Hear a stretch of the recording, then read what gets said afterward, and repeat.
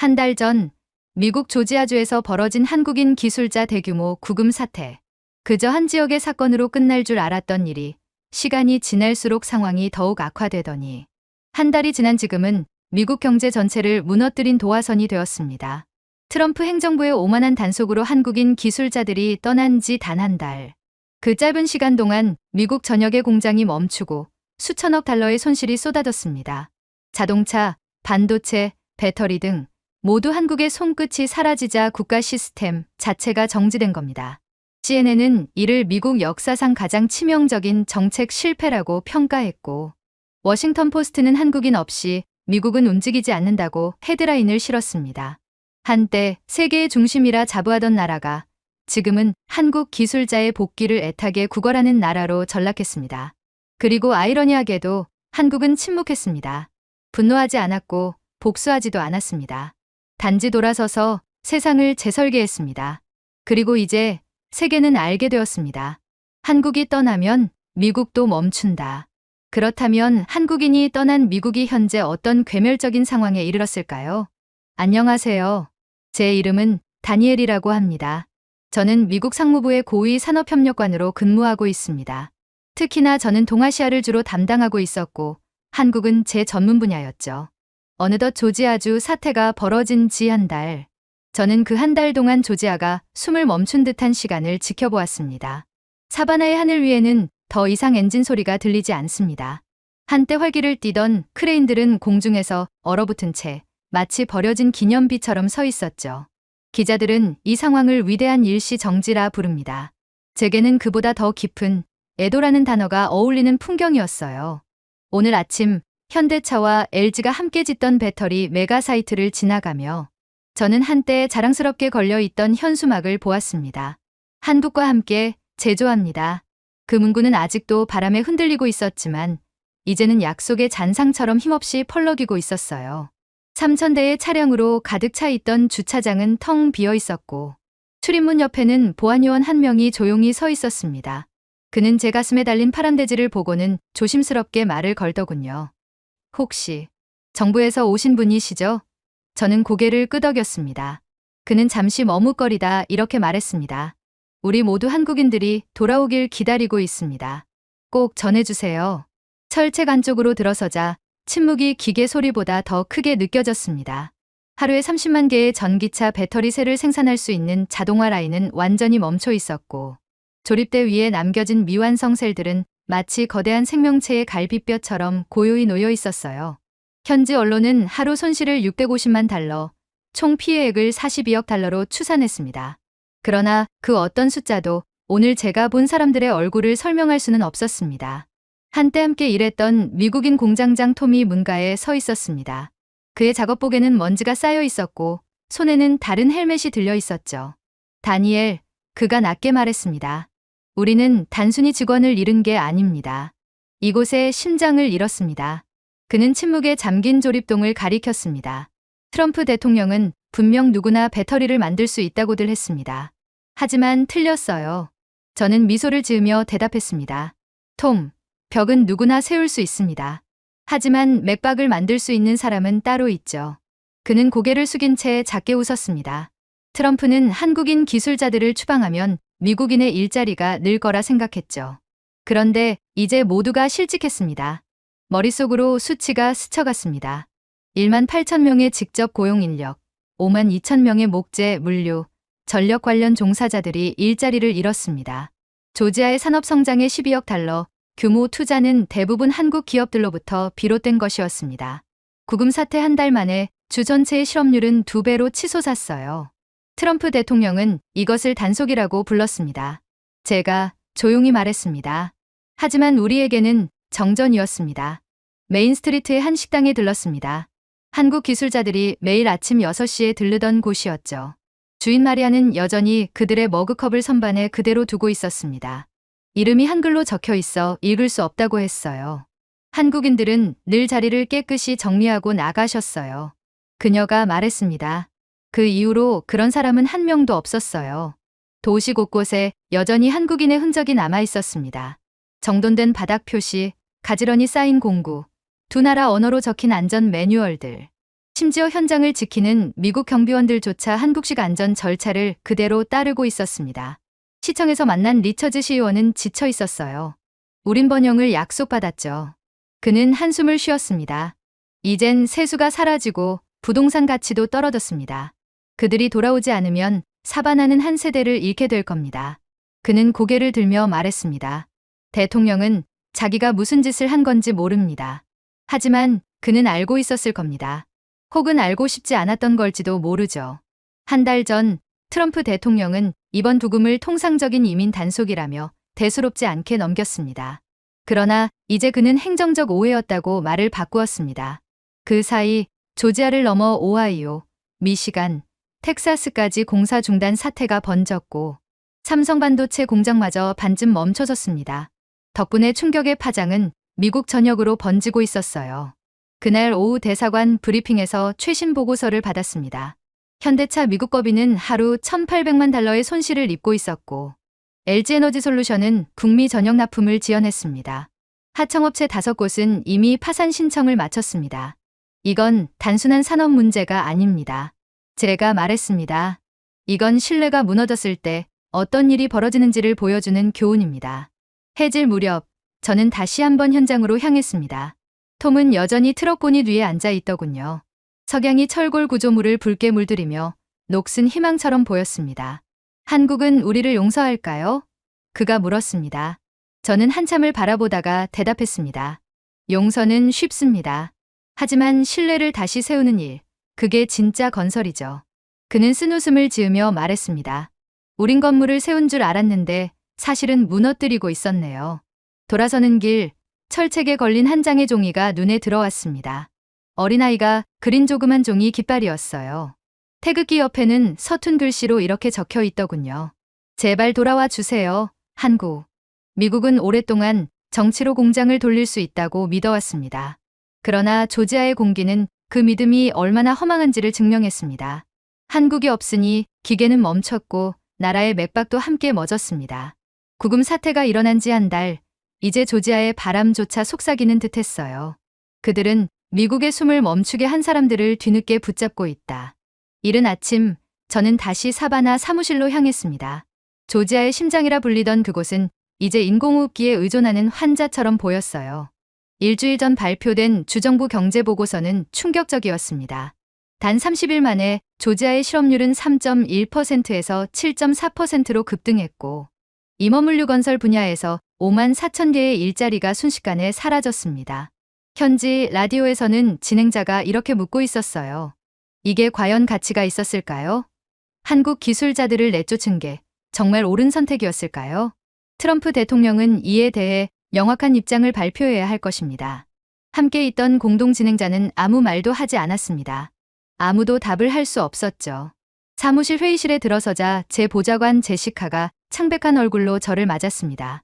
그녀는 조지아 경제개발청에서 온 보고서를 제게 건넸습니다. 국장님, 이번 주에만 공장 18곳이 추가로 문을 닫았습니다. 경기 침체에도 버티던 제지공장들조차 운영을 중단했어요. 한국인들이 관리하던 에너지 공급망이 끊기니까 버틸 수가 없습니다. 서류를 넘기자 그래프와 빨간 손실표가 눈에 들어왔습니다.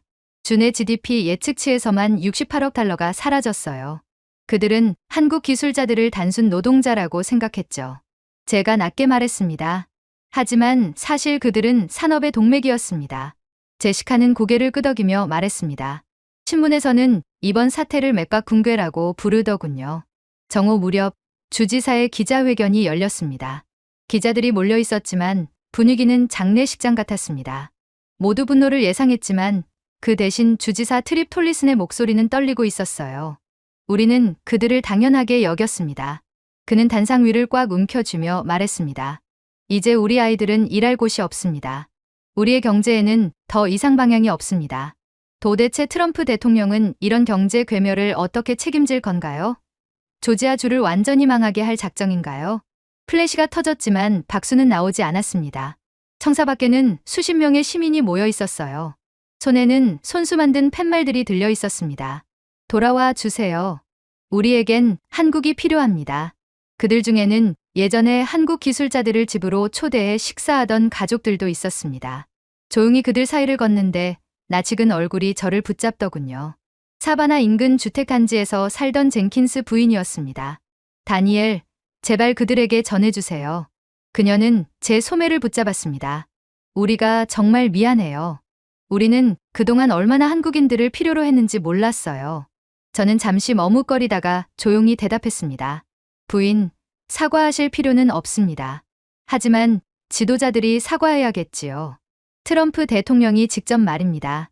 이 충격은 미국 전역으로 번지고 있었습니다. 현대차의 조지아 공장 중단은 다른 주의 공급망까지 마비시켰습니다. 미시간에서는 35억 달러 규모의 배터리 합작 프로젝트가 취소됐고, 텍사스의 반도체 확장 공사도 무기한 연기되었어요. 미 상공회의소는 구금 사태 이후 외국인 투자가 28% 급감했다고 발표했습니다. 그야말로 도미노였어요. 그날 저녁 CNN을 켰을 때 앵커의 목소리는 그 어느 때보다 낮았습니다. 수년간 미국은 동맹국들이 언제나 투자할 거라 믿어왔습니다. 하지만 조지아 사태 이후 그 확신은 무너졌습니다. 한국은 단순한 파트너가 아니라 미국 첨단 제조업의 기반이었습니다. 잠시 후 풍자 섞인 자막이 화면에 떠올랐어요. 아메리카 퍼스트는 이제 아메리카 위드아웃이 되었다. 며칠 뒤 서울 본부와 화상 회의를 했습니다. 화면 속 박 국장은 차분한 표정으로 말을 잇더군요. 다니엘 씨, 한국 대통령께서 결정을 내리셨습니다. 미국 내 모든 신규 프로젝트를 보류합니다. 우리 인력의 안전 보장이 확인될 때까지요. 제가 조심스레 물었습니다. 그럼 인력은 어디로 이동합니까? 그는 확고한 목소리로 대답했습니다. 글쎄요. 아직 검토 중입니다. 한국 기업들이 미국에서 철수하겠다고 발표하자 전 세계가 한국 기업 공장들을 유치하기 위해 우리를 환영하고 있거든요. 가장 막강한 혜택을 주는 나라를 선택하게 되겠죠. 화면 속 세계 지도에서 미국은 여전히 크고 강대했지만 그 위에 신뢰는 작아지고 있었습니다. 한국을 전략적 동맹국이라 부르던 나라가 이제 스스로 고립의 길로 들어서고 있었죠. 이틀 후 월스트리트 저널의 일면에 이런 제목이 실렸습니다. 트럼프의 단속, 미국의 엔진을 멈추게 했다. 기사에 따르면 2020년 이후 한국 기업들은 미국 전기차 인프라 성장의 27%를 담당해왔습니다. 그들의 철수로 약 110억 달러 규모의 프로젝트가 증발했습니다. 한 경제 분석가는 이렇게 결론 내렸어요. 한국 없이 미국의 청정에너지 혁신은 불가능하다. 그날 점심, 대사관 식당에서 톰을 다시 만났습니다. 그는 커피잔을 저으며 씁쓸하게 웃더군요. 다니엘, 난 이제야 깨달았어요. 한국은 그냥 기술을 파는 나라가 아니었어요. 한국은 우리 미래를 지어주던 사람들이었어요. 저는 미소를 지으며 답했습니다. 하지만 트럼프 대통령은 그 미래를 단 한 줄의 명령으로 무너뜨렸죠. 그는 한숨을 내쉬었습니다. 이제 사람들은 화가 났어요. 하지만 한국에게가 아니라 트럼프에게요. 실제로 트럼프 대통령의 지지율은 조지아에서 폭락했습니다. 공화당에 텃밭이던 이곳은 이제 공개적으로 그를 비판했어요. 보수 언론조차 이렇게 썼습니다. 우리는 잘못된 사람들을 처벌했다. 그날 밤 호텔로 돌아가는 길에 빌보드 하나가 눈에 들어왔습니다. 그 위에는 공장 가동 전의 밝은 사진이 걸려 있었습니다. 웃고 있는 미국인과 한국인 근로자들이 어깨를 나란히 한 모습이었어요. 그러나 그 위에는 누군가 붉은 페인트로 이렇게 적어 놓았습니다. 그들이 우리의 꿈을 세웠고 우리는 그 꿈을 스스로 부쉈다. 차를 세우고 한참을 바라봤습니다. 고요한 밤 공기 속에서 저는 아주 미세한 울림을 느꼈습니다. 그것은 소음이 아니라 양심이 다시 깨어나는 소리였어요. 미국은 강대국이었지만 한 가지를 잊고 있었습니다. 공장은 철과 전기로만 움직이지 않는다는 사실입니다. 그것은 신뢰로, 동맹으로, 그리고 한국이 조용히 실어나른 맥박으로 움직여왔습니다. 그리고 지금 그 맥박은 사라졌어요. 저는 깜빡이는 빌보드를 바라보며 저는 조용히 중얼거렸습니다. 트럼프는 한국에 교훈을 주고 싶어 했지만 결국 배우는 쪽은 미국이군요. 자신들의 심장이 얼마나 한국으로 만들어졌는지를 전 세계에 증명했을 뿐입니다. 그렇게 10월 둘째 주가 되었을 때 워싱턴은 그야말로 혼란 그 자체였습니다. 그러나 그 혼란은 정책회의라는 이름으로 포장되어 있었어요. 백악관 상황실은 마치 고장난 기계처럼 요란하게 울리고 있었습니다. 보좌관들이 서류를 들고 뛰어다녔고 붉은 그래프로 뒤덮인 스크린들이 깜박이며 경고음을 냈죠. 그리고 그 속에서 사람들은 계속 같은 단어를 되뇌고 있었습니다. 통제, 하지만 그것은 더 이상 정책의 언어가 아니라 병의 이름처럼 들렸습니다. 그날 아침 저는 미국 고위 관료 회의실 뒤편에 조용히 앉아 있었습니다. 트럼프 대통령의 참모들은 서로를 향해 고함을 지르며 책임을 미루고 있더군요. 우린 실패를 인정할 수 없습니다. 한 사람이 책상을 내리치며 외쳤습니다. 이건 외국에 대한 과도한 의존의 문제입니다. 이제 미국인이 직접 미래를 세워야 합니다. 그러자 다른 참모가 즉시 맞받았습니다. 직접 세운다고요? 지금 공장 절반도 못 돌리고 있습니다. 매뉴얼이 전부 한국어로 되어 있다고요. 그리고 그 순간 회의실을 얼어붙게 만든 한마디가 들렸습니다. 한 고위 보좌관이 조용히 대통령에게 몸을 기울여 속삭였어요. 각하, 한국인 기술자들이 없으면 제어 시스템 전원조차 다시 켤 수 없습니다. 트럼프 대통령의 얼굴이 굳었습니다. 말도 안 돼. 그냥 재훈련시키면 되잖아. 6주면 충분해. 그때 저는 깨달았습니다. 미국의 문제는 인력이 아니라 겸손의 부재라는 것을요. 6주라니. 저는 웃음이 나올 뻔했습니다. 한국 기술자들이 전기차 배터리, 양극재를 0.01mm 단위로 정렬하는 정밀 기술을 완성하기까지 40년이 걸렸습니다. 단 한 겹의 오차만 나도 전 모듈이 불량으로 폐기됩니다. 그것은 단순한 공정이 아니라 문화였습니다. 인내, 집중, 그리고 보이지 않는 완벽함을 추구하는 정신 말입니다. 상무장관이 조용히 말을 이었습니다. 대통령님, 국내 팀이 생산을 재개하려 했지만 720개의 시험 제품 중 715개가 품질 기준을 통과하지 못했습니다. 누군가 기침을 했고 다른 사람이 속삭였습니다. 즉, 99% 실패율입니다. 트럼프가 얼굴을 찡그리며 말했습니다. 그럼 더 좋은 사람을 뽑으면 되잖아. 이미 저희가 가진 인력 중 최고입니다. 각하. 장관은 낮게 대답했습니다. 회의실은 순식간에 조용해졌습니다. 종이 넘기는 소리만 들렸습니다. 멀리 스크린에는 조지아 공장의 항공 촬영 화면이 떠 있었어요. 얼어붙은 크레인, 멈춘 조린 라인. 가관이었죠. 저 장면이 지금 전 세계에서 퍼지고 있습니다. 한 장군이 말했습니다. 사람들은 저걸 미국의 빈 심장이라고 부르고 있답니다. 저는 노트를 펴고 조용히 메모를 했습니다. 자부심, 슬픔, 그리고 믿을 수 없는 현실이 뒤섞여 있었습니다. 잠시 후 휴식 시간, 한 미국인 엔지니어가 제게 다가오더군요. 그는 이름이 마크였고 실패한 조립팀을 감독했던 사람이었습니다. 다니엘. 그가 낮은 목소리로 말했습니다. 난 20년 넘게 이 일을 했습니다. 하지만 한국인 기술자들 같은 사람들은 처음 봤어요. 그들은 매뉴얼을 따르는 게 아니라 문제를 예측하더군요. 우린 항상 문제를 겪은 후에야 움직이죠. 저는 고개를 끄덕이며 대답했습니다. 한국에서는 무언가를 만들 때 사람의 생명이 걸려 있다고 생각하며 만듭니다. 그는 한참을 바라보다가 한숨을 쉬었습니다. 우린 분기 실적을 위해 만들죠. 그러나 한국은 유산을 위해 만듭니다. 그날 밤 백악관 내부 문서가 언론에 유출되었습니다. 제목은 조지아 사태의 국가적 경제 영향 예측 보고서. 그 안에는 충격적인 수치가 적혀 있었습니다. 손실액은 더 이상 42억 달러가 아니라 216억 달러. 10개 주에서 산업 차질이 발생하고 한국 등 우방국의 정밀 기술 인력이 부족해 내년 2분기까지 미국 전역의 제조업이 부분 마비에 이를 것이라는 예측이 담겨 있었습니다. CNN은 밤새 그 제목을 반복했습니다. 미국, 한국 기술자 없이는 공장을 가동할 수 없다. 다음 날 열린 비공개 브리핑에서 국가안보보좌관은 말을 돌리려 했어요. 이건 위기가 아니라 기회입니다. 미국이 혁신을 증명할 기회죠. 트럼프 대통령은 그 말에 고개를 끄덕였습니다. 그래, 우린 보여줄 거야. 미국은 혼자서도 해낼 수 있다는 걸. 하지만 회의실에 있던 누구나 알고 있었습니다. 그들이 말하는 모든 혁신, 계획은 여전히 한국의 기술, 한국의 소재, 한국의 특허 위에 세워져 있었습니다. 심지어 그들이 사용하려는 진단 소프트웨어조차 서울에서 개발된 것이었죠. 그때 한 젊은 분석관이 중얼거린 한마디에 회의실이 다시 정적에 휩싸였습니다. 각하, 한국 컨설턴트들이 떠난 이후 반도체 생산 수율이 18%나 떨어졌습니다.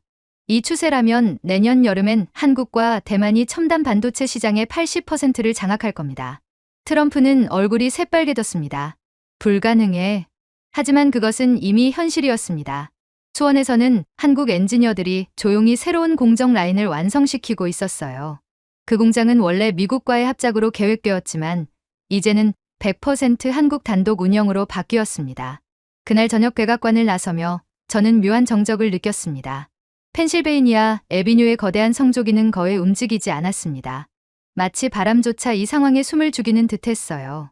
보안 게이트에서 경비원이 제 배지를 스캔하더니 물었습니다. 이번 사태 조사에 책임을 맡으신 분 맞으시죠? 그렇습니다. 그는 잠시 머뭇거리더니 작게 속삭였습니다. 한국군들 정말 대단하네요. 세상에 그렇게 정확하게 일하는 사람들은 처음 봤습니다.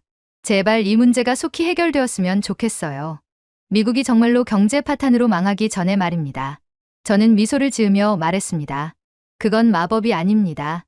인내의 결과죠. 그리고 저는 한국에 대해 아주 잘 알고 있는 바, 이번 문제를 해결하기 위해 최선을 다할 것입니다. 그는 고개를 끄덕였습니다. 그 인내심이 우리 위층에도 좀 있으면 좋을 텐데요. 백악관을 뒤로하고 걸어가는데 석양이 건물 유리창에 비쳐 녹은 쇳물처럼 번쩍였습니다. 그 안에는 세상에서 가장 강한 나라의 지도자들이 있었어요. 하지만 그들이 이제야 깨닫고 있는 진실은 단 하나였습니다. 힘은 기계를 소유하는 데서 오는 것이 아니라 기계를 다룰 줄 아는 데서 온다는 사실이었습니다. 트럼프 대통령은 외국 인력을 제재한다고 생각했습니다. 그러나 실상은 미국 스스로의 손을 잘라버린 것이었습니다. 그리고 반대편 대륙 어딘가 멈춰버린 조지아의 공장에서는 무언의 기계들이 이렇게 속삭이고 있었습니다. 한국의 정밀함 없이는 미국조차 불을 켤 수 없다. 하지만 서울은 놀라울 만큼 차분했습니다. 미국은 전례 없는데 혼란과 분열을 겪고 있음에도 한국은 그와는 정반대였죠. 서울은 한때 세계 무역의 심장처럼 뛰던 도시였지만 이번에는 달랐습니다. 불안도 분노도 없었습니다. 한강은 고요했고 도심의 불빛은 평소처럼 차분했어요. 그러나 그 고요함 속에서 세상을 바꿀 결단들이 조용히 내려지고 있었습니다. 조지아 사태가 발생한 지 40일, 워싱턴이 여전히 타탈 대상을 찾고 있을 때 서울은 그저 묵묵히 일하고 있었습니다. 그날 아침 저는 미국 대표 신분으로 청와대 회의에 참석했습니다. 한국 대통령의 목소리는 분노도 승리감도 아닌 깊은 인간적인 울림이 있더군요. 우리는 분노로 건설하지 않습니다. 우리는 목적을 가지고 건설합니다. 그 한마디에 회의장은 숨을 죽였습니다. 참석자 누구도 보복을 말하지 않았습니다. 그들은 복수가 아닌 갱신을 논의했어요. 이후 산업통상부 긴급회의에 참석하자 전 세계 언론이 이번 현상을 이렇게 부르고 있었습니다. 한국의 순간. 이번엔 K-팝도 드라마도 아니었습니다. 공장이었고 정밀함이었으며 인간에 대한 신뢰였습니다. 첫 번째 이메일은 폴란드에서 도착했습니다. 부총리 명의의 제안서에는 감사의 동맹이라는 제목이 붙어 있더군요.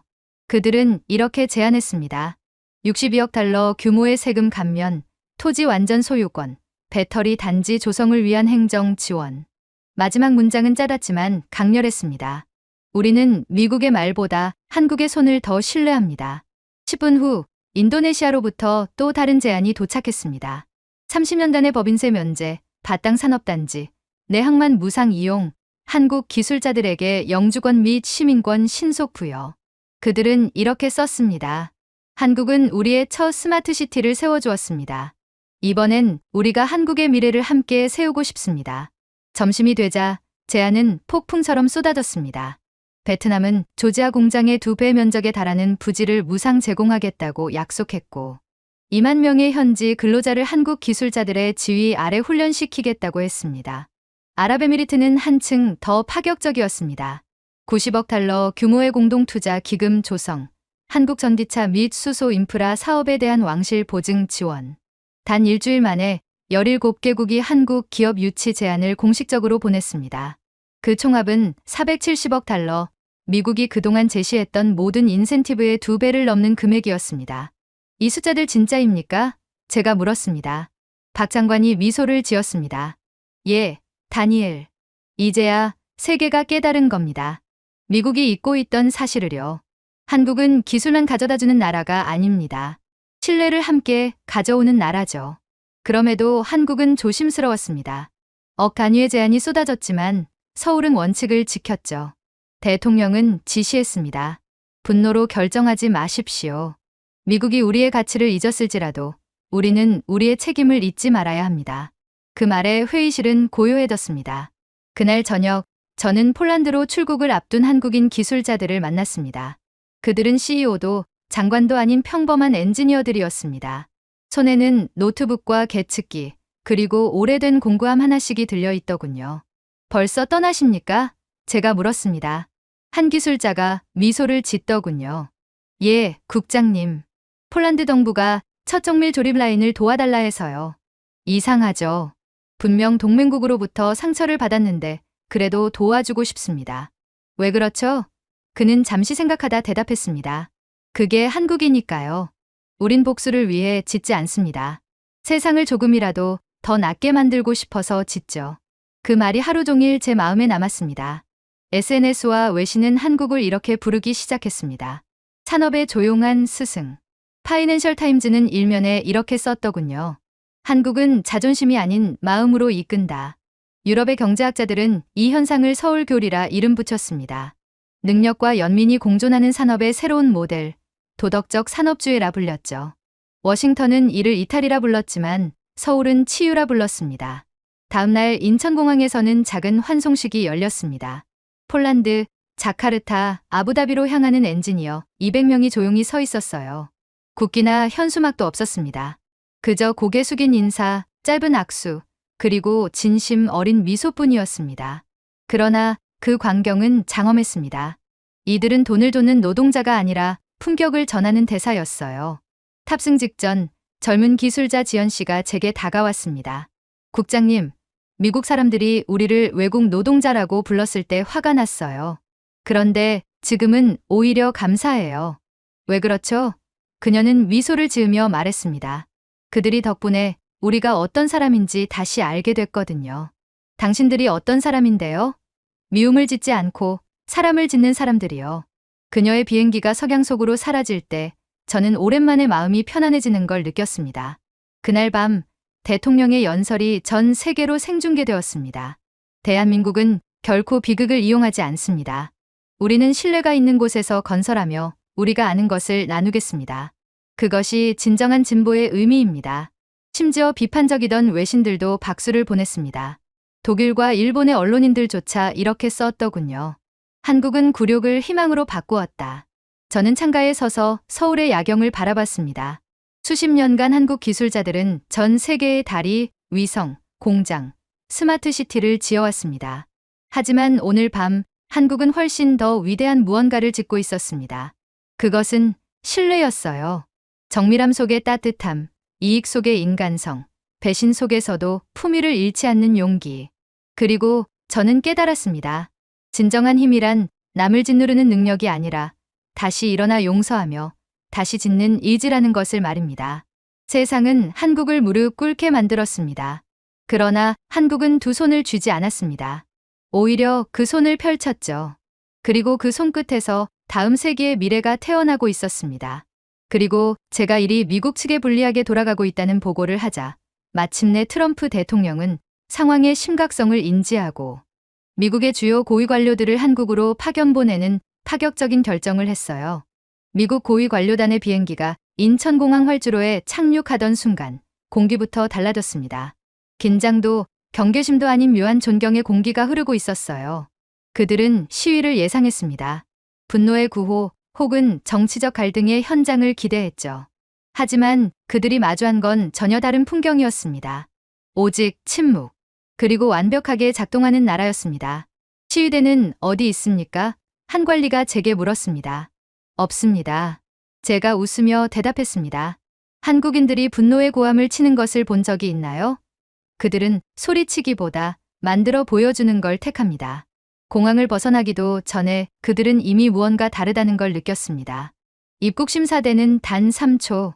줄은 거의 없었고 여권을 스캔하자 홀로그램 화면에 그들의 이름이 떠올랐습니다. AI입니까? 누군가 물었습니다. AI지만 한국에겐 더 이상 인공지능이 아닙니다.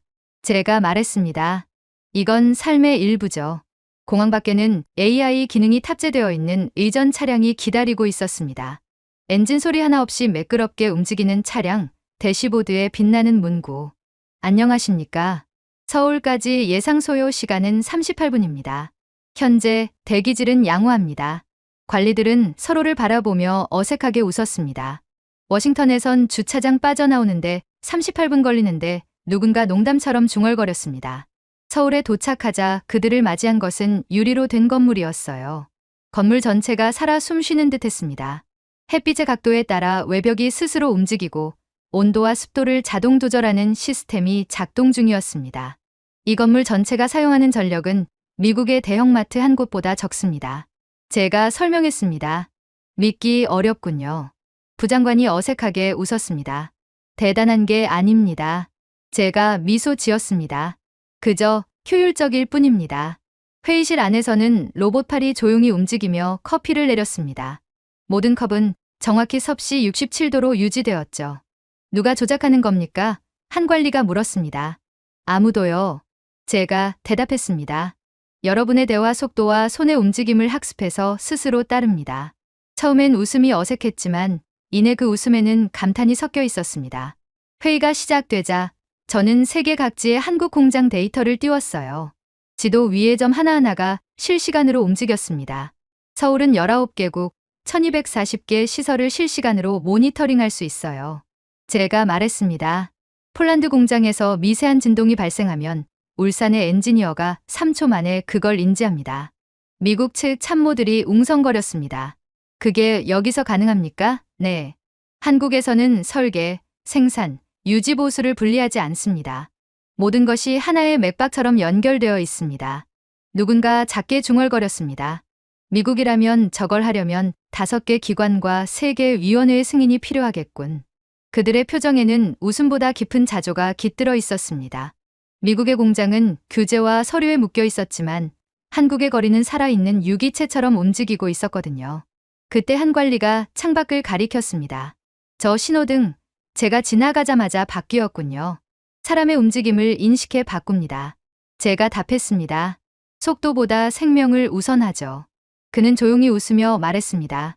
워싱턴에서는 아직 누가 전구 교체 비용을 낼지로 싸우고 있습니다.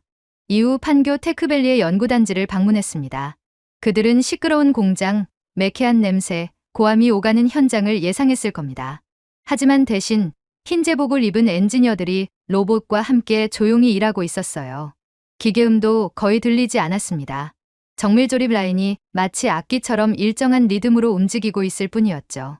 감독관은 어디 있습니까? 한 관리가 물었습니다. 모두가 감독관입니다.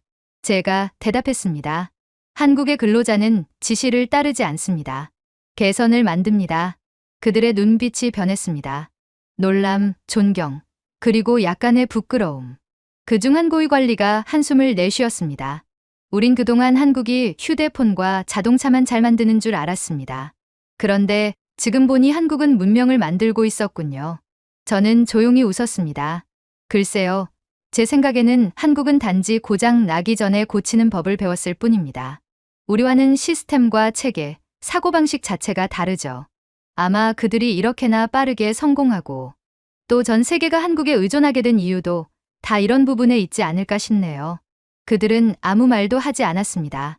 건물 옥상에서는 태양광 패널이 스스로 각도를 바꾸며 에너지를 조절했고 길가에서는 한 학생이 청소 로봇에게 손을 흔들었으며 로봇은 작게 고개를 끄덕였습니다. 그 단순하고 따뜻한 순간이 그 어떤 외교적 연설보다 강렬했습니다. 해질 무렵 미국 대표단은 한강 다리 위에서 섰어요. 도심의 네온사인이 물 위에 부드럽게 반사되었습니다. 모든 것이 조화로웠고 소음은 어디에도 없었습니다. 이 나라는 더 이상 우리를 필요로 하지 않는 것 같군요. 한 관리가 낮게 말했습니다. 저는 미소를 지으며 대답했습니다. 저와 똑같은 것을 느끼셨군요. 한국은 미국을 필요로 하진 않지만 언제든 환영은 하는 것 같네요. 그날 밤 CNN은 특별 방송을 내보냈습니다. 제목은 소리 없이 세상을 움직이는 나라였습니다. 앵커의 목소리가 약간 떨렸어요. 그들은 시위하지 않았습니다. 그들은 협박하지 않았습니다. 그저 건설을 멈췄을 뿐인데 세상이 흔들렸습니다. 워싱턴은 처음으로 깨달았습니다. 가장 두려운 건 소리치는 적이 아니라 조용한 동맹이라는 것을 말이죠.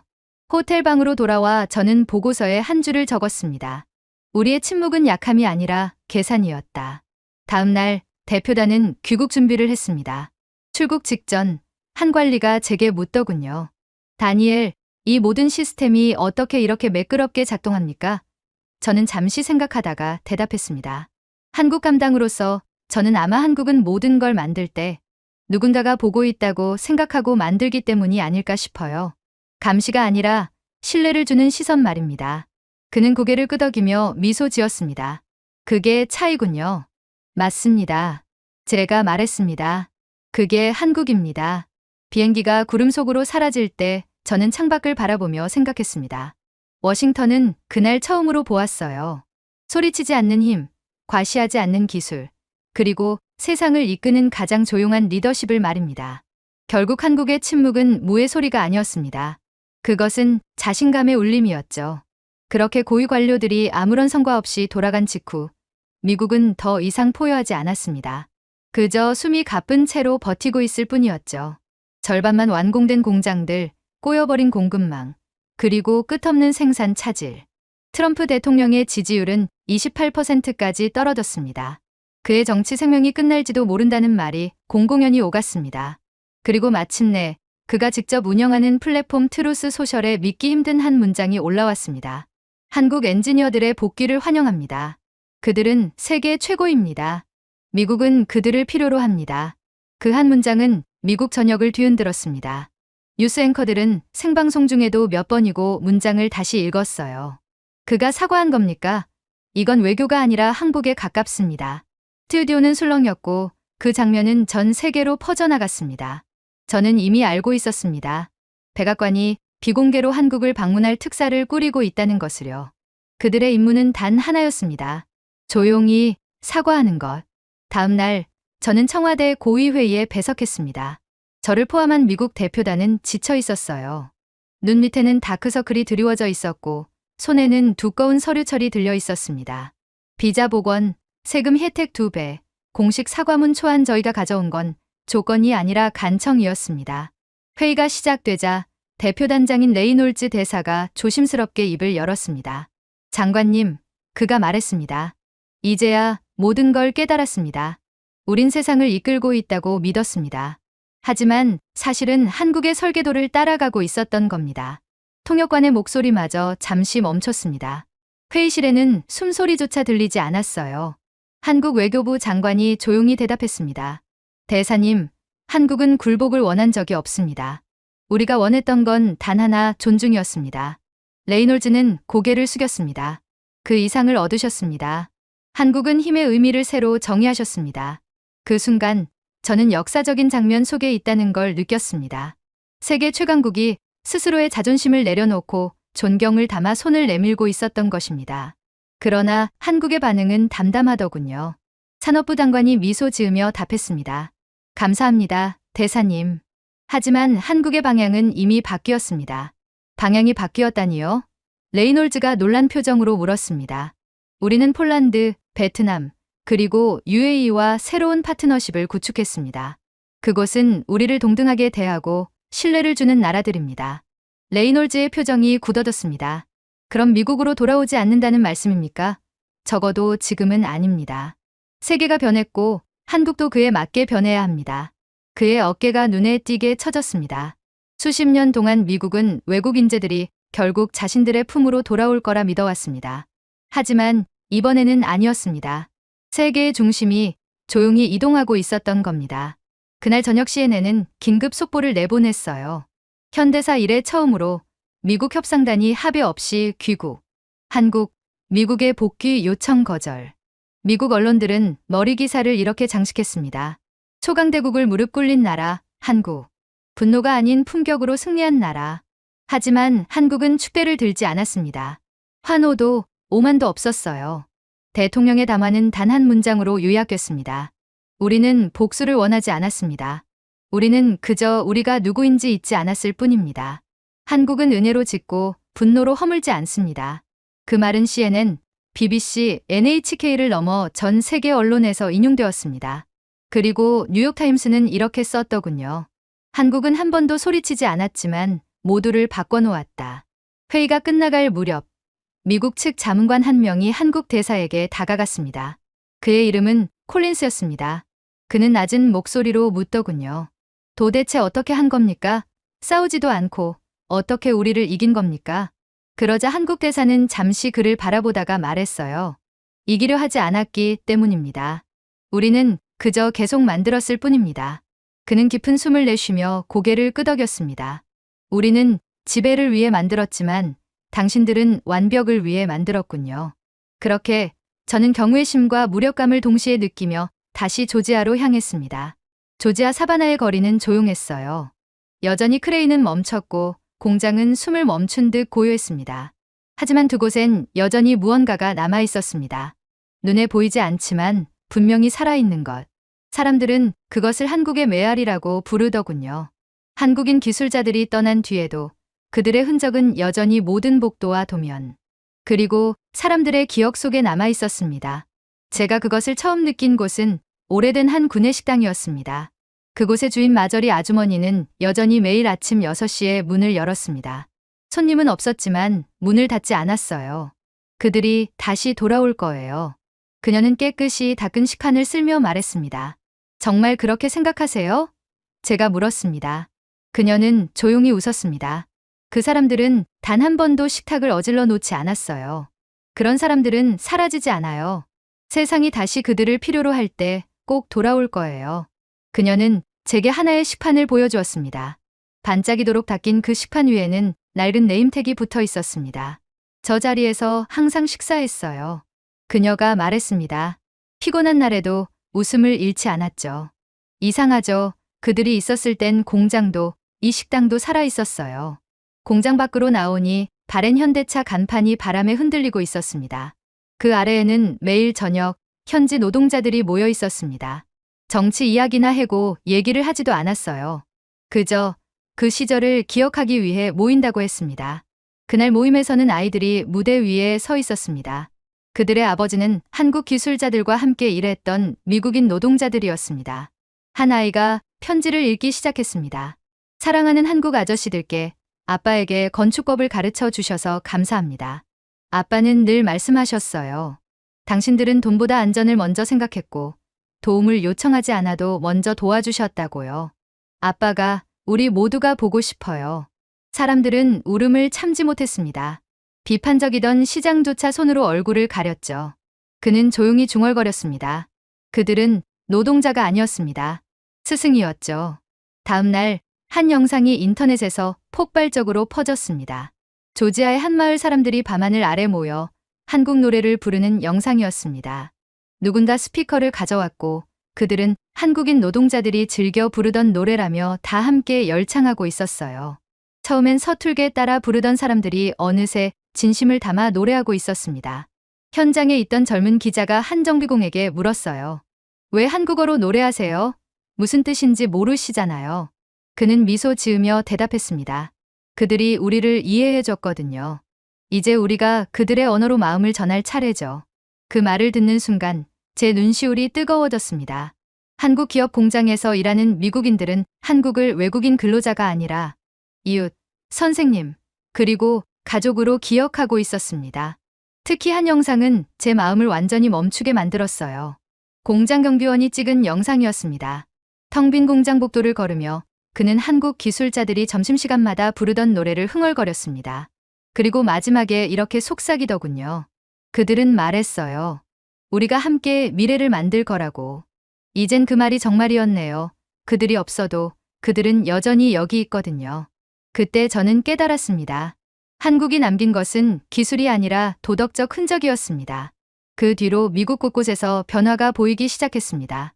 공구함에는 영어와 한글로 이름표가 붙었고 안전 포스터에는 이런 문장이 새겨졌습니다. 당신이 사랑하는 사람이 사용할 것처럼 만들어라. 그리고 어느 지역 라디오에서는 뉴스 사이사이에 한국 발라드가 흘러나왔어요. 한 전직 현장 감독은 인터뷰에서 이렇게 고백했습니다. 난 우리가 그들을 가르치고 있다고 생각했어요. 당연하죠. 미국은 전 세계 최강인 국가잖아요. 하지만 사실 그들이 우리를 가르치고 있었죠. 기술이 아니라 인간으로서의 마음을요. 그 말이 오래도록 제 머릿속에 남았습니다. 한국은 기계를 수출한 게 아니었습니다. 가치를 수출한 나라였습니다. 그 가치는 지금도 조용히 퍼지고 있었습니다. 규율, 친절, 그리고 정확하게 일하면서도 따뜻할 수 있다는 믿음이 한국이 떠난 자리에서 여전히 사람들의 마음을 움직이고 있었어요. 몇 주 후 다시 마저리 아주머니를 찾아갔습니다. 그녀는 여전히 식판을 닦고 있었습니다. 아직도 닦고 계시네요. 제가 말했습니다. 그녀는 미소 지었습니다. 그 사람들이 실망하지 않게 하려면 계속 닦아야죠. 언젠가 그들이 다시 찾아왔을 때 한국인들이 사랑하던 식당이 준비가 전혀 안 된 상태라면 그들은 분명 실망을 할 게 분명하거든요. 그녀는 창밖으로 저무는 햇살을 바라보며 천천히 말을 이었습니다. 처음엔 한국인들이 단순히 일을 하러 왔다고 생각했어요. 하지만 이제는 알아요. 그들은 우리에게 어떻게 다시 마음을 쓸 수 있는지를 가르치러 왔던 거예요. 공장을 떠나려던 순간 저는 벽에 그려진 벽화를 발견했습니다. 한인 기술자들과 미국 노동자들이 함께 헬멧을 들고 서 있는 그림이었습니다. 그 아래에는 두 언어로 이렇게 적혀 있었습니다. 그들은 떠난 게 아니다. 우리 안에 남아있다. 그 문구를 보며 저는 천천히 숨을 내쉬었어요. 세상은 한 나라의 힘을 얼마나 많은 걸 만들 수 있는가로 판단합니다. 하지만 그날 저는 깨달았습니다. 한국이 세상에 남긴 가장 위대한 창조물은 공장도, 반도체도, 자동차도 아니었습니다. 바로 공감이었어요. 공감은 눈에 보이지 않지만 사라지지 않습니다. 한 번 심어지면 조용히 자랍니다. 그리고 결국 한때 그 가치를 무시했던 이들마저도 그리워하고 아파하고 그 이름을 노래하게 만듭니다. 미국은 한국의 엔지니어를 잃었습니다. 그러나 그보다 훨씬 더 큰 것을 잃었죠. 바로 인류애로 일하는 법을 가르쳐준 나라, 한국을 말입니다. 하지만 저를 가장 당황하게 만든 부분은 따로 있었습니다. 아침 회의 브리핑을 열자마자 제 눈에 들어온 것은 한 줄의 제목이었어요. 세계 산업의 새로운 축, 한국이 혁신의 중심이 되다. 파이낸셜 타임즈의 기사였습니다. 이제는 과장이 아니라 사실이었어요. 바르샤바에서 두바이까지, 하노이에서 리야드까지 모든 주요 경제국이 단 한 가지를 위해 움직이고 있었습니다.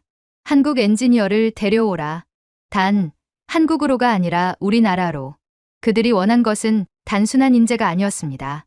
정밀함, 규율, 그리고 그들이 따라잡지 못한 보이지 않는 공식이었죠. 현재 한국은 전 세계의 파격적인 제안으로 가득 차 있었습니다. 폴란드는 한국에 세금이 없는 산업지대를 제시했고, 베트남은 아예 한 도시 전체를 한국 기술진에게 맡기겠다고 했습니다. UAE는 한국 기술자라면 이중 시민권을 즉시 부여하겠다고 공표했습니다. 말도 안 되는 혜택이었죠. 대체 왜 한국일까요? 젊은 분석관 하나가 물었습니다. 한국 엔지니어가 그렇게 특별합니까? 저는 대형 디지털 월을 가리켰습니다. 세계 곳곳에 퍼진 한국 기술 시설들이 거대한 뇌의 신경세포처럼 반짝이고 있었습니다. 이유는 간단합니다. 제가 말했습니다. 한국은 기계를 만드는 나라가 아닙니다. 생각하는 시스템을 만드는 나라죠. 그가 고개를 갸웃했습니다. 생각하는 시스템이라니요? 다른 나라는 로봇에게 명령을 주지만 제가 답했습니다. 한국은 로봇이 스스로 판단할 수 있도록 가르칩니다. 그게 차이예요. 비밀은 하나의 기술이 아니라 한국식 기술이 가진 유기적 연결 구조에 있었습니다. 울산에서 개발된 AI 통합 공장망은 서구식 중앙서버 지휘 체계와 달리 신경망 구조처럼 모든 장비가 실시간으로 서로 결정을 내릴 수 있게 설계되어 있었습니다. 센서 하나가 고장나면 다른 센서들이 즉시 재경로를 만들어 작동했죠. 그것은 단순한 효율이 아니라 회복력 그 자체였습니다. 독일에서는 한국의 물류 알고리즘 하나가 운송 에너지를 18% 절감시킨 것을 보고 충격을 받았습니다. 싱가포르의 해수 담수화 플랜트에서는 한국 기술진이 만든 AI 기반 나노 필터가 서구의 어떤 모델보다 40% 적은 전력으로 바닷물을 정화했죠. 사우디 예온 프로젝트에서는 한국의 모듈형 소형 원자로가 26개월 동안 한 번의 오류도 없이 스마트 지구 전체를 운영했습니다. 그야말로 한국은 배우는 인프라, 즉 스스로 진화하는 시스템을 만들고 있었습니다. 도시의 전력망은 서로 대화했고 교통 AI는 인간의 행동을 예측했습니다. 반응이 아니라 말입니다. 브뤼셀에서 열린 국제기술 포럼에서 한 유럽 장관이 단상에 올라 이렇게 말하더군요. 우리는 한국이 빠른 이유가 노동 규율이라 생각했습니다. 하지만 이제 알았습니다. 한국은 인간적 논리를 가진 나라입니다. 그 말이 제 머릿속에 오래 남았습니다. 그것은 진실이었습니다. 한국의 기술에는 언제나 사람의 리듬이 들어 있었습니다. 한국은 사람을 대체하려 기술을 만든 것이 아니라 사람의 시간을 지켜주기 위해 기술을 만든 나라였거든요. 그래서 외국 기업들은 한국의 제품을 사려는 것이 아니라 한국의 사고방식을 배우고 싶어졌던 것입니다. MIT 기술 포럼에서 한국의 한 엔지니어가 생활용 인프라 시스템을 설명했습니다. 그는 말했습니다. 한국의 가로등은 사람이 없으면 스스로 발길을 줄입니다. 노인이 길을 건너면 횡단보도 신호가 몇 초 더 늘어납니다. 쓰레기 수거는 차량이 아니라 지하 진공관이 합니다. 이를 지켜보던 스탠퍼드의 한 교수는 제게 이렇게 말하더군요. 이건 인프라가 아닙니다. 공감이 코드화된 사회네요.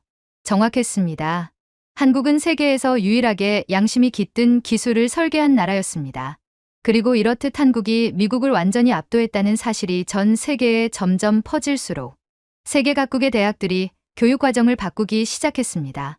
옥스퍼드는 서울 패러다임 자동화의 윤리학을 신설했고 하버드는 카이스트를 모델로 한 인간 중심 시스템 공학부를 세웠습니다. 싱가포르는 한국의 제로웨이스트 순환도시 모델을 도입해 도시 폐기물의 97%를 인간 개입 없이 자동 재활용하도록 만들었습니다.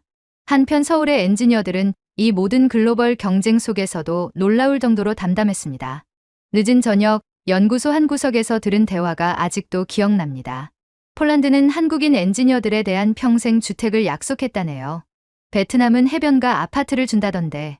아이러니하게도 한때 한국을 과소평가하던 세계가 이제는 그 DNA를 베끼기 위해 경쟁하고 있었습니다.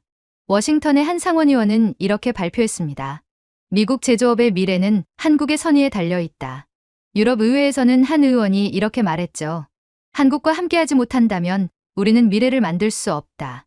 그 말을 들으며 제 가슴 속엔 자부심과 동시에 묘한 감정이 일었습니다. 이건 복수도 경쟁도 아니었습니다. 세상이 마침내 한국의 진짜 본질을 이해한 순간이었습니다. 한국은 배터리나 반도체를 만드는 나라가 아닙니다. 지속성과 신뢰를 설계하는 나라였습니다. 그래서 각국은 제품이 아니라 사람을 원하게 된 것이죠. 기계는 복제할 수 있지만 숙련은 복제할 수 없기 때문입니다. 그날 밤 저는 사무실에 앉아 있었습니다. 한국의 평범한 도시 풍경 영상을 시청했죠. AI가 실시간으로 제어하는 지하철망, 머리카락보다 얇은 센서가 수질을 정화하는 정수 시스템, 자율형 전력망이 사람의 수요를 예측해 스스로 에너지를 분배하고 있었습니다. 하늘 위에서는 드론들이 공기의 질을 분석하며 도시 전체의 미세먼지를 실시간으로 정화하고 있었어요. 한 유럽 고위 관료가 제게 했던 말이 떠올랐습니다. 한국은 마치 전 세계로부터 10년 앞선 미래 같지만 이상하게도 마음이 편안합니다. 저는 대답했습니다. 그건 아마 한국은 시간과 싸우지 않기 때문일 거예요. 시간과 함께 일하죠. 창밖의 한강은 네온빛을 비추며 도시의 맥박처럼 반짝이고 있었습니다. 그 빛은 한국 그 자체였습니다. 살아있고 연결되어 있으며 흔들리지 않는 나라였죠. 그리고 이제 세계는 한국의 리듬에 맞춰 움직이고 있습니다. 저는 그때 깨달았습니다. 한국은 미래를 쫓지 않았습니다. 미래를 설계했죠. 조용히, 그러나 완벽하게. 그리고 인류 역사상 처음으로 세계는 단순히 한국을 보는 것이 아니라 이제 한국을 따르고 있습니다. 그리고 마침내 첫 번째 충격이 월스트리트를 강타했을 때 아무도 그것을 믿으려 하지 않았습니다. 한국과의 합작 기업 주가들이 2008년 금융위기 때보다 빠르게 붕괴했습니다. 전광판은 붉게 물들었고 방송 앵커들은 침착한 척했지만 목소리는 떨리고 있었어요. 조지아, 오하이오, 미시간 전역의 공장이 가동 중단 상태입니다. 현재 추산된 피해액은 약 4,200억 달러에 달합니다. 저는 그날 워싱턴 브리핑룸의 뒤편에서 이 광경을 지켜보고 있었습니다. 이건 단순한 숫자의 문제가 아니었습니다. 스스로 세계의 공장이라 자부하던 시스템이 서서히 붕괴하는 순간이었죠. 장관님, 한 보좌관이 속삭였습니다. 의회가 묻습니다. 누가 한국인 구금을 명령했습니까? 국토안보부 장관은 아무 말도 하지 않았습니다. 손에 쥔 펜이 부러질 정도로 꽉 쥔 채 고개만 숙였죠. 며칠 뒤 전국 생중계로 열린 청문회장. 상원의원들이 마이크 앞에 몸을 기울이며 목소리를 높였습니다. 당신들은 미국 공장을 지탱하던 사람들을 체포했습니다. 한국인 기술자들이 없으니 자동화 시스템조차 멈췄습니다. 그때 한 미국 현장 감독의 증언이 시작되었습니다. 그는 거칠게 일한 손을 책상 위에 올려놓고 붉어진 눈으로 말했습니다. 그 사람들은 단순한 노동자가 아니었습니다. 선생님이었습니다. 그들은 우리에게 정밀함의 이유를 가르쳐 주었죠. 우리는 그 규율을 비웃었지만 이제 우리는 라인 하나도 다시 돌리지 못합니다. 그는 잠시 말을 멈추더니 한숨 섞인 목소리로 덧붙였습니다. 그들이 우리의 미래를 세웠습니다. 그리고 그걸 부순 건 우리였습니다. 그 순간 회의장은 숨죽인 침묵에 휩싸였습니다. 그 후 발표된 수치는 충격 그 자체였습니다. 한 달 만에 한국과 관련된 산업 부문 생산량이 37% 급락, 전기차 생산량은 64% 감소, 반도체 조립 라인은 세계주에서 완전 중단, 글로벌 계약 손실은 1조 2천억 달러에 달했습니다. 이는 제2차 세계대전 이후 미국 역사상 가장 큰 산업 붕괴였습니다. 그리고 그 원인은 단 하나 트럼프 행정부의 무모한 결정. 골드만삭스의 한 애널리스트는 이렇게 말했습니다. 한국은 미국 경제의 일부가 아니라 척추였습니다. 하지만 워싱턴의 정치인들은 여전히 현실을 인정하지 않으려 했어요. 한 하원 의원이 기자들 앞에서 말했습니다. 우리는 한국의 효율성을 연구해서 미국 내에서 복제하겠습니다. 잠시 침묵이 흘렀다가 기자석에서 조용한 웃음이 새어나왔습니다. 뒤편에 있던 한 보좌관이 낮게 중얼거렸습니다. 문화는 3D 프린터로 찍어낼 수 없습니다. 그 말은 진실이었습니다. 한국의 기술력은 단순한 노하우가 아니라 문화와 사고방식이었습니다. 전국 곳곳이 텅 비어 있었습니다. 공사 현장은 중단되었고 전기차 충전소는 전원을 잃었으며 창고에는 조립되지 못한 부품들이 산처럼 쌓여 있었습니다. 아이러니하게도 메이드 인 아메리카라던 그 산업의 대부분이 사실상 한국 기술 시스템 위에서 작동하고 있었던 것이었습니다. 심지어 텍사스의 배터리 로봇들도 한국 펌웨어로 구동되고 있었지만 한국 기술자들이 떠나자 업데이트조차 할 수 없었어요. CNN 인터뷰에서 애틀랜타의 공장장은 이렇게 고백했습니다. 이 공장에 4천만 달러를 투자했습니다. 그런데 이곳을 살아있게 만들 줄 아는 사람은 서울에서 온 단 10명이었습니다. 디트로이트의 한 해고 노동자는 녹슨 간판 아래에서 카메라를 향해 말했습니다. 우리가 그들을 이끈다고 생각했죠. 하지만 사실은 우리가 그들을 따라가고 있었던 겁니다. 한국 엔지니어 혹은 한국 부품이 빠졌을 때 한 나라의 생산성이 얼마나 떨어지는지를 수치로 나타낸 지표가 공개되었어요. 미국의 수치는 마이너스 68%, 그야말로 산업 마비 수준이었습니다.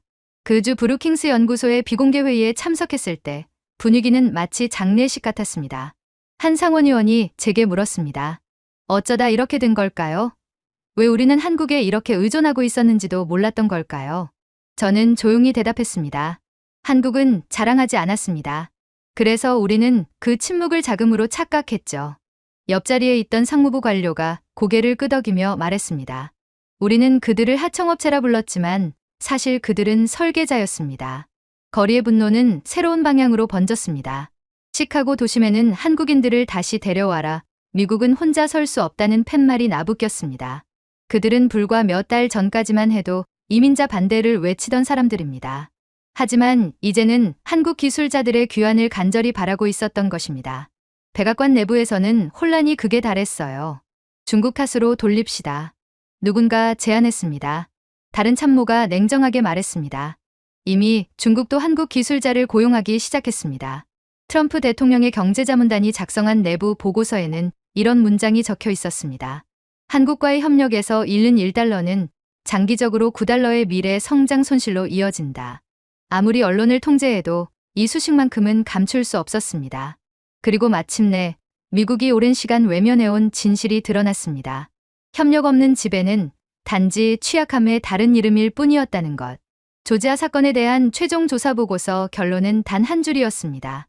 우리는 동맹을 도구로 대했고 결국 스스로의 손을 부러뜨렸다. 그날 밤 저는 워싱턴 DC의 거리를 걸었습니다. 불 꺼진 빌딩, 비어있는 로비, 그리고 여전히 불빛이 켜진 단 하나의 건물 한국 대사관. 길모퉁이에서 2명의 미국 노동자가 담배를 피우며 대화하고 있었습니다. 한 명이 말했어요. 한국말이 들리던 그 공장 소리가 그립네요. 그 소리가 나면 공장은 잘 돌아간다는 뜻이었거든요. 다른 한 명이 고개를 끄덕였습니다. 웃기죠. 우리가 그들이 우리를 필요로 한다고 믿었는데 결국 우리가 그들을 필요로 했던 거였어요. 저는 발걸음을 멈추고 하늘을 올려다보았습니다. 미국의 오만의 껍질이 벗겨진 채 그 아래엔 의존의 진실이 드러나 있었어요. 이제 누구도 부정할 수 없었습니다. 한국은 단지 미국을 도왔던 것이 아닙니다. 한국은 미국을 지탱하고 있던 나라였습니다. 그리고 그 유대를 자존심 하나로 끊어버린 한 사람의 결정은 동맹을 붕괴시켰을 뿐 아니라 세계 최강이라 불리던 제국의 텅 빈 내부를 드러내 버린 사건이었어요. 하지만 그 폐허 속에서도 변화가 시작되었습니다. 당파를 넘어선 새로운 진리, 이념이 아닌 존경의 감정. 미국인들은 마침내 깨달았습니다. 가장 조용한 동맹이야말로 세상을 무너지지 않게 붙잡고 있던 존재였다는 것을 말이죠. 제가 준비해온 내용은 여기까지입니다. 끝까지 시청해주셔서 진심으로 감사드리며 여러분들의 구독과 좋아요, 알림 설정은 영상 제작에 큰 힘이 됩니다. 이상 세모튜브였습니다.